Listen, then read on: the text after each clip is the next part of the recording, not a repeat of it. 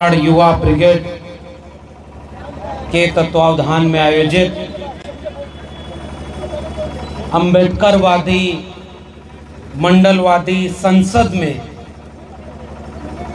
आए हुए आप सभी लोगों को मेरा क्रांतिकारी जय भीम, जय मंडल, जय संविधान है, इनकलाब जिंदाबाद है। साथियों, एक शेर मुझे याद आ रहा है कि जब लोग कहेंगे कि ये भीड़ काफ़ी नहीं, जो लोग कहेंगे कि ये भीड़ काफ़ी नहीं, तो हम कहेंगे कि लड़ने वाला एक शख्स भी काफ़ी है। और मैं जिस मंच पर जिन लोगों के साथ आपने मुझे बैठने का मौका दिया है, और असल में जिसे बहुजन कहते हैं, जिसे हम 85%, 90% कहते हैं, उसमें कोई व्यक्ति केंद्र में नहीं है। ऐसा ही एक गुलदस्ता है जिसमें तमाम अलग अलग समुदायों से आने वाले लोग एक विचार के नीचे एक हो जाते हैं। मुझे लगता है कि जिस वक्त देश की संसद अपना असली काम न कर रही हो, ऐसे वक्त में अंबेडकरवादी संसद और मंडलवादी संसद एक इतिहास रचने का काम करेगी। इसलिए आयोजकों को बधाई देता हूं कि आपने एक ऐसी संसद बनाई। और अभी नीरज भाई कह रहे थे कि इस आयोजन में शुरू में ही हमने उनको सलाह भी दी कि इसे लिखना कि ये जिंदा लोगों की संसद है। और मुझे डॉक्टर राम मनोहर लोहिया का वो कथन याद आ रहा है कि जब सड़कें खामोश हो जाएं तो संसद आवारा हो जाती है। और मैं उम्मीद करता हूं कि इस बाराबंकी और आसपास के जिलों से आए हुए आप सभी क्रांतिकारी लोग, बहुजन समाज, वंचित शोषित समाज के आप सभी लोग एक उम्मीद बनकर आए हैं हम सारे लोगों के साथ कि आपने सड़कों को खामोश नहीं रहने दिया है। और वैचारिक क्रांति का एक जो आगाज हजारों साल पहले से चला आ रहा है, कितना भी बुरा वक्त आ जाए, कितना भी केस मुकदमे का दौर आ जाए, आपकी आवाजों को दबाने के लिए सत्ता तैयार खड़ी हो। कानून मुकदमे से आगे बढ़ के बुलडोजर तक बात पहुंच जाए, फिर भी जो नहीं डरा वो असली वैचारिक व्यक्ति है, वो भारत का निर्माता है। तो मैं इस पूरे विचार को किसी SC ST OBC का विचार नहीं कहता। मैं कहता हूं कि भारत का विचार वही है जो डॉक्टर अंबेडकर, डॉक्टर राम मनोहर लोहिया, जगदेव बाबू, रामस्वरूप वर्मा, ललई का विचार है। वो भारत के संविधान और मंडल कमीशन का विचार है। भारत के बनाने वाले हमारे पुरखे थे, भारत को बचाने का काम हमें करना है। इसलिए हम सही रास्ते पर हैं। लोग आकर के हमारे ऊपर यह आरोप लगाएंगे कि भाई भीम आर्मी के लोग कौन है, चंद्रशेखर आजाद कौन है। तो चंद्रशेखर आजाद जाति की बात करते हैं, जातिवादी हैं। नीरज पटेल कौन है, RS पटेल कौन है, तो कहेंगे कि वो पटेलों की बात करते होंगे, OBC की बात करते होंगे। लक्ष्मण यादव कौन है, तो कहेंगे कि ये अपनी जाति बिरादरी की बात करते होंगे, ये लोग बड़े जातिवादी लोग हैं। तो मैं ये पूछना चाहता हूं बाराबंकी के लोगों, आपको हनुमान जी की जाति कब पता चली थी? चंद्रशेखर भाई ने तो एक इंटरव्यू में पत्रकार से ये पूछा, मुझे बड़ा पसंद आया। भाई हनुमान जी तो भगवान थे ना, हैं उनके हिसाब से, उनकी जाति तो हमें नहीं पता थी। हनुमान जी की जाति बताने वाला कौन? इस देश में कभी भी राष्ट्रपति या प्रधानमंत्री बनने के बाद कोई अपनी जाति बताता था या कोई पूछता था क्या? इस देश में 2013 में कब पता चला कि एक व्यक्ति जो गुजरात के मुख्यमंत्री रहते हुए किस जाति के थे? नहीं पता था। जब उन्हें प्रधानमंत्री बनना हुआ तो बिना पूछे देश को बताते रहे कि मैं OBC माँ का बेटा हूं, मुझे प्रधानमंत्री बना दीजिए। उनसे किसने उनकी जाति पूछी थी? जब राष्ट्रपति आपने बनाया तो राष्ट्रपति तो किसी जाति का नहीं होता ना भाई, वो तो सबका होता है। प्रेस कॉन्फ्रेंस करके राष्ट्रपति की जाति बताने वाले लोग कौन थे? और अभी जब कुछ और चुनाव बीता तो कैबिनेट मंत्री और केंद्र सरकार में मंत्री बनाने के बाद, मैं तो दिल्ली में रहता हूं ना, बड़ी बड़ी होर्डिंग लगा करके पहली बार कौन बताया कि 12 अनुसूचित जाति जनजाति और 27 ओबीसी को हमने मंत्री बना दिया। वो कौन लोग हैं जो कल आपको हिंदू बनाने आते हैं, वो हमें हमारी जाति बताते हैं, हमको कहते हैं कि हम सारे लोग जातिवादी हैं। जब वो करें तो वो ब्रह्मांड की चिंतन हो गया, वो मानवतावादी हैं। और हम जातियों के बराबरी और समानता की बात करें तो हम जातिवादी हो गए। ये सवाल मेरा उन लोगों से है भाई। अच्छा एक बात बताइए, मैं तो उत्तर प्रदेश में हूँ, बहुत ज़्यादा नहीं उधर बोलूँगा, केस मुकदमा बहुत हो जा रहा है, इशारे में ही बात करें। वैसे भी हम लोग पढ़ाने लिखाने वाले पेशे से जुड़े हैं। यहीं बाराबंकी एक ऐसा शहर है, मैं यहाँ आने के पहले पढ़ रहा था, इसे पूर्वांचल का गेट द्वार बोला जाता है। यहाँ से पूर्वांचल शुरू हो रहा है। तो पूर्वांचल की ज़मीन वैचारिक ज़मीन, और वहीं गाय भैंस चराने वाले लोग। ओबीसी समाज के लोगों को एक किस्सा अपना सुना रहा हूँ, थोड़ा सा वक्त है, हम लोग प्रोफेसर लोग हैं, 1 घंटा की तो क्लास लेने का है अनुभव। अब यहाँ 10-15 मिनट बोलना है क्योंकि मुझे निकलना भी है। एक किस्सा सुनिए। हमें तो पता ही नहीं था कि जाति हमारी क्या है। गांव में गाय भैंस चराते थे, घर वालों ने थोड़ा हिम्मत करके भेज दिया, इलाहाबाद यूनिवर्सिटी पढ़ने लगे। पढ़ते पढ़ते जब विश्वविद्यालय टॉप किया तो जो प्रोफेसर हमें बहुत पसंद करते थे, उनका बयान था कि जो गाय भैंस चराना लगे वो लोग अगर यूनिवर्सिटी टॉप करने लगे तो हमारे घरों के बच्चे कहाँ जाएंगे। तब मुझे पता चला कि मैं तो ओबीसी जाति का हूँ। ये मेरे सामने मेरा प्रोफेसर ही मेरी जाति पूछता है, हमने नहीं पूछी किसी की जाति। और हमें तो उसी समय पता चल गया। उत्तर प्रदेश में कुछ लोगों को बहुत बाद में पता चला, जब उनका घर वर गंगा जल से धुलवाया गया, तब कहा कि अरे ये तो हम तो ये निकले। भाई एहसास तो सबको होगा। अभी उत्तर प्रदेश में रामचरितमानस का विवाद चल रहा है। भाई देखो, मेरी तो पीएचडी ही तुलसीदास पर है, हमने तो उसी में पीएचडी की हुई है और हमने एक एक चौपाई पढ़ी हुई है। अभी तो 2-4 चौपाई पर, अभी लेखक साहब बोल रहे थे वर्मा जी, अभी 2 चौपाई 4 चौपाई पर इतना विवाद हुआ।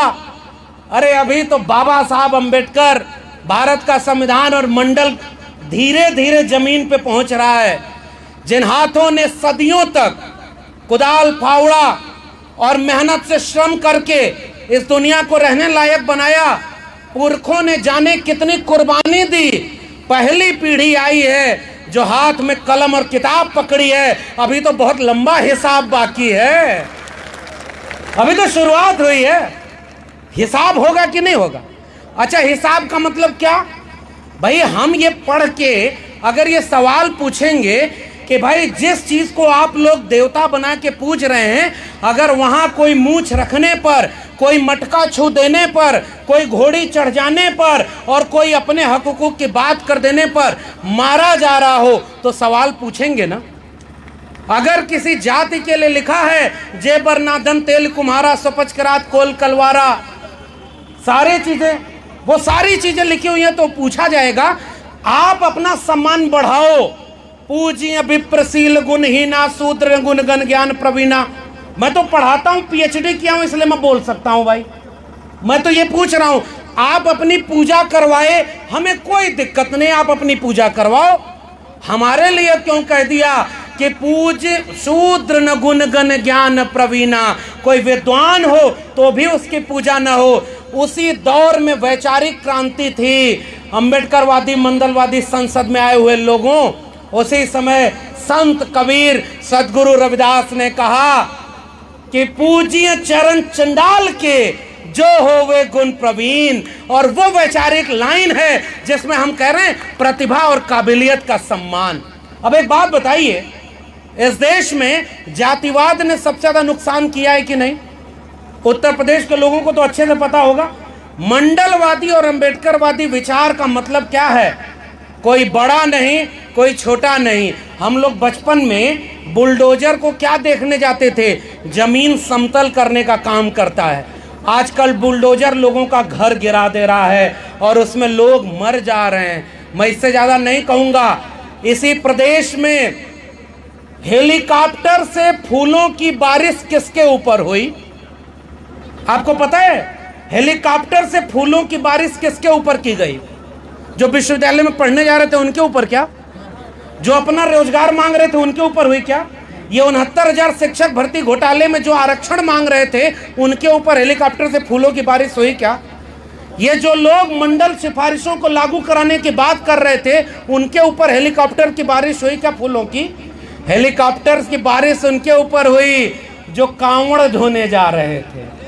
भाई हमें दिक्कत नहीं, तुम हेलीकॉप्टर की बारिश करो, जो मन करे वो बरसाओ, लेकिन एक बात बताओ, उस कांवड़ ढोने वालों में मैं अपने गांव की एक बात बताता हूं। आज से 15 साल पहले तकरीबन 15 लोग सरकारी नौकरी में थे, कांवड़ ढोने कोई नहीं जाता था। आज मैं अपने गांव को देखता हूं, 15-20 लोग कांवड़ ढोने जाते हैं और कोई सरकारी नौकरी वाला नहीं बच गया। एक किस्सा सुनिए, गांव में हम लोग गाय भैंस चराते थे तो किस्सा पुराने लोग जानते होंगे कि भैंस चुराने वाले रात के अंधेरे में भैंस की चोरी करने आते थे।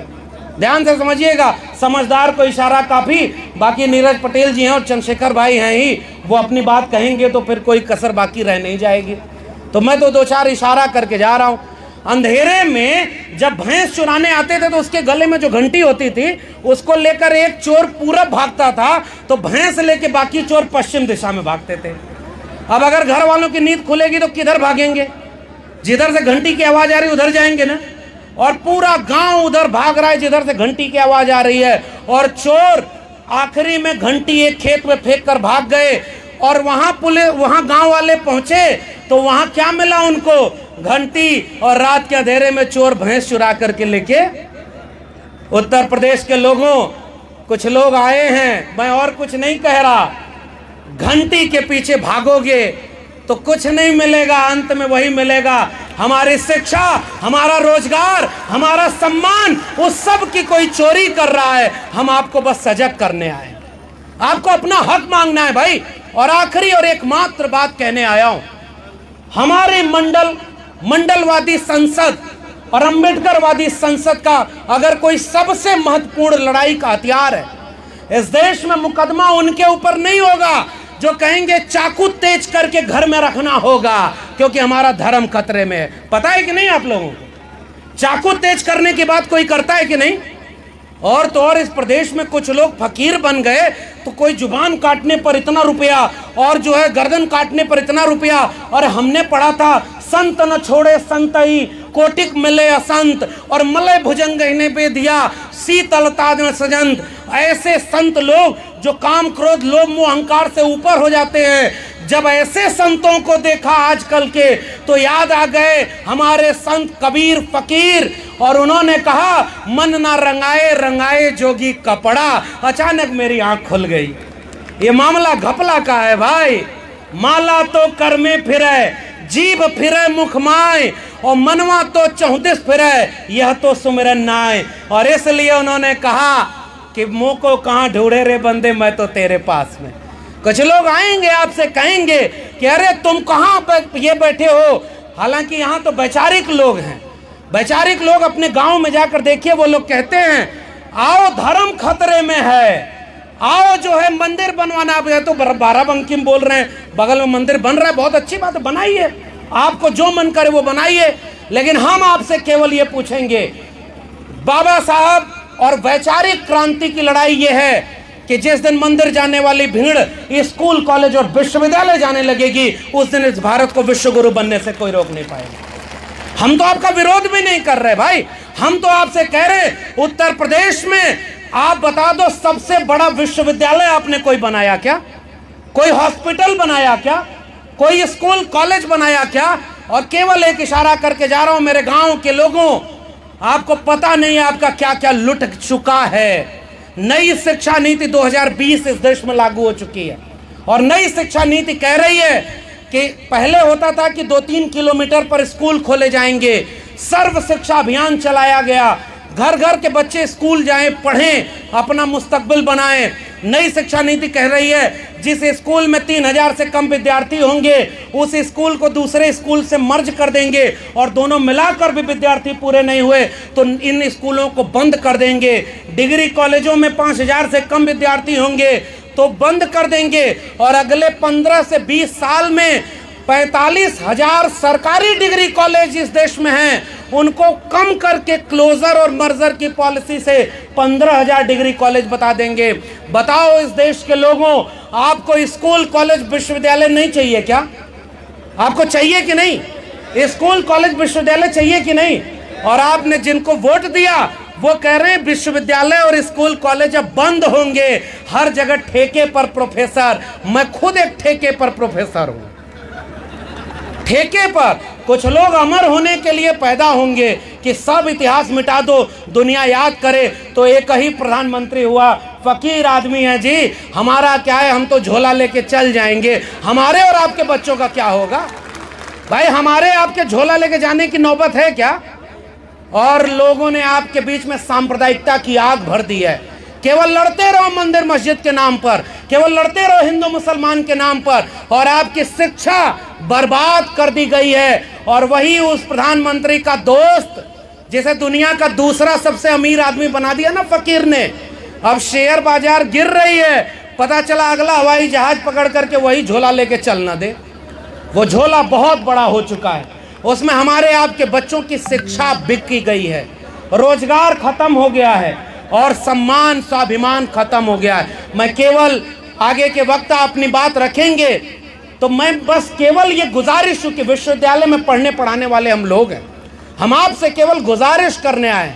हम लोग या चंद्रशेखर भाई बैठे हुए, नीरज पटेल बैठे हुए, आर एस पटेल और हमारे लेखक साहब हैं, अगर शिक्षा न मिली होती, डॉक्टर भीमराव अंबेडकर लोग कहते हैं कि एहसान कर दिया कि उनको संविधान सभा में प्रारूप समिति का अध्यक्ष बनाया। अरे भाई 18 डिग्रियां 4 PhD वाला उस समय भारत में कोई दूसरा आदमी था ही नहीं जिसको संविधान सभा में प्रारूप समिति का अध्यक्ष बनाते। ये कोई एहसान नहीं, अपनी काबिलियत और हुनर से पाया गया मुकाम है। और वो मुकाम पाकर बाबा साहब ने एक ऐसा संविधान बनाया जिसमें कोई बड़ा नहीं, कोई छोटा नहीं। संत रविदास ने कहा कि ऐसा चाहूं राज में जहां मिले सबन को अन्न, छोट बड़ो सब संबस है, रविदास रहे प्रसन्न। कभी डरिएगा मत कि हमको कोई जातिवादी कहे तो हम डर जाएं। अरे सबसे बड़े जातिवादी वो लोग हैं जो 1% लोग विश्वविद्यालय में 99% प्रोफेसर बने बैठे हैं, वो एक ही जाति के लोग हैं। आपको वो जातिवाद क्यों नहीं नजर आया? मैं दिल्ली विश्वविद्यालय में पढ़ाता हूं और 92 डिग्री कॉलेज मेरे दिल्ली विश्वविद्यालय के हैं, और एक भी SC ST OBC उन विश्वविद्यालय और डिग्री कॉलेजों में वाइस चांसलर और प्रिंसिपल नहीं बना है। कौन जातिवादी है भाई? आपने सुप्रीम कोर्ट में आज तक जितने जज बनाए हैं केवल 2 SC और 1 OBC है, शेड्यूल ट्राइब का कोई जज ही नहीं है। कौन जातिवादी है? आज जगदेव बाबू को याद करते हुए मैं केवल ये गुजारिश, हमने नारे सुन लिए हैं। समाजवादी आंदोलन का नारा था, सन सोपा ने बांधी गांठ, पिछड़ा पावे 100 में 60। OBC समाज के लोगों, हमें और आपको ज्यादा जागने का वक्त है। मैं कहीं भी देश भर में जा रहा हूं, मैं एक बात देखता हूं, और चंद्रशेखर भाई बैठे इनके सामने ये कबूल करते हुए कह रहा हूं, इस देश में सबसे ज्यादा अपमान और जलालत किसी को सहनी पड़ी तो वो शेड्यूल कास्ट के लोग थे। लेकिन जब उन्हें अपना एक वैचारिक आइकॉन मिला तो उन्होंने भारत ही नहीं पूरी दुनिया को बता दिया कि डॉक्टर अंबेडकर कौन है, उनको अब तुम मिटा नहीं सकते हो। ये ताकत है उस वैचारिक आंदोलन की। मानवर कांशीराम साहब ने आजाद भारत में वापस फिर से क्रांति की लहर जगाई, और अब यह तीसरा दौर है।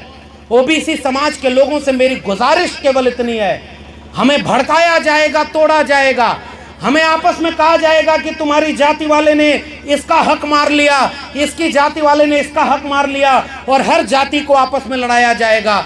कभी देखा है आपने कि उन तमाम शोषक जातियों में कोई आपस में नहीं लड़ता है, बहुत एक तालमेल बना होता है, सब एक दूसरे की मदद करते हैं। और आपके वोटों की कीमत आपके जाति के नेताओं को आगे खड़ा करके कर दिया जा रहा है। इसलिए और दूसरी तरफ आपको सांप्रदायिकता में झोंका जा रहा है कि रोज मंदिर मस्जिद की लड़ाई तुम लड़ते रहो, रोज जो है ये कथा भागवत करते रहो। आजकल कथा भागवत की बात आई है तो नए नए बाबा आ गए हैं जो किस्मत बता रहे हैं। ये कौन सा भारत बना रहे हो भाई? टीवी पर बैठ करके लोग कह रहे हैं कि ये चमत्कार है, विज्ञान है, कि ये किस्मत बता रहे, और वो बाबा अपने भाई की किस्मत नहीं बता पाया कि ये दलितों की शादी में जब जाएगा तो मुकदमा होगा इसके ऊपर, और मुकदमा हो गया भाई। ये दूसरे की किस्मत बताने वाले लोग आपको केवल ध्यान भटका रहे हैं। मेरी गुजारिश वैचारिक लोगों, इस क्रांति की आग को बुझने नहीं देना। और ये वैचारिक लड़ाई सदियों पहले से चली आ रही है। तथागत बुद्ध, कबीर, रैदास, पलटू दादू, भीखा, बुल्ले शाह, बाबा फरीद और चोखा मेला नारायण गुरु बसवन्ना से होते हुए महात्मा फूले, डॉक्टर भीमराव अंबेडकर, डॉक्टर राम मनोहर लोहिया, मंडल कांशीराम की लड़ाई भारत के राष्ट्र निर्माण की लड़ाई है। इसलिए हमें सब कुछ झोंक करके उसको लड़ना पड़े तो भी इस कारवां को रुकने नहीं देना। यही गुजारिश है। और जाते जाते केवल एक चीज, कुछ ढपोर संखों से बच के रहिएगा। ढपोर संख का किस्सा सुना है आपने? एक आदमी गया और कहा, एक मार्केट में बाबाओं की बात हुई है तब मैं बता रहा हूं, जो चमत्कार और भविष्य बता रहे हैं, भविष्य बता रहे हैं भाई। और भारत के संविधान में अनुच्छेद 51A में कहा गया है कि आप वैज्ञानिक चेतना का विस्तार करेंगे। किताब में पढ़ा रहे हो कि सूरज का आकार इतना, उसका तापमान इतना, और हमारे यहाँ कथा में बता रहे हो कोई कोई सूरज को निगल गया। मैं चुनना चाहता हूं कि इस दोनों में से सही बात कौन सी है। और मंगल ग्रह को तो पता ही नहीं कि उसके नाम पर कितनी शादियां धरती पर टूट जा रही हैं। विज्ञान और तकनीक आई है तो हम बराबरी की जगह पर खड़े हैं। हमें एक ऐसा भारत बनाना है, हमें किसी से बदला, किसी के खिलाफ नहीं जाना है, हमें अपनी बराबरी का हक लेना है। वो हक किसका होगा? शिक्षा का होगा। आप अपने घर में चाकू मत तेज करो, मैं आपको कहने आया हूं। हर बच्चे बच्ची के हाथ में एक तेज कलम पकड़ा दो, वो अपना मुस्तकबिल की लड़ाई लड़ लेगी। हमारी लड़ाई कलम और किताब की लड़ाई है। पढ़ेगा इंडिया तभी तो बढ़ेगा इंडिया। और उधर कहा पढ़ेगा इंडिया, बढ़ेगा इंडिया, और इधर इंडिया के एजुकेशन सिस्टम को अंबानी अडानी के हाथों बेच दिया। नारों पर मत जाना। ढपोर संघ का किस्सा सुनाकर अपनी बात खत्म करूंगा। एक आदमी जंगल वहां बाजार में चला गया तो कहा कि ये क्या है भाई? तो कहा कि ये बहुत कीमती चीज है। तो कहा क्या है? तो कहा ढपोर संख है। तो कहा ये क्या काम करती है? तो कहा आप जितना मांगोगे उसका दुगना देती है। तो वो आदमी गया और कहा कि ढपोर संख 1 रुपया दे। तो ढपोर संख की आवाज आई कि 1 रुपया क्या 2 रुपया ले। वो आदमी खुश हो गया, कहा 2 रुपया दे। तो कहा 2 रुपया क्या 4 रुपया ले।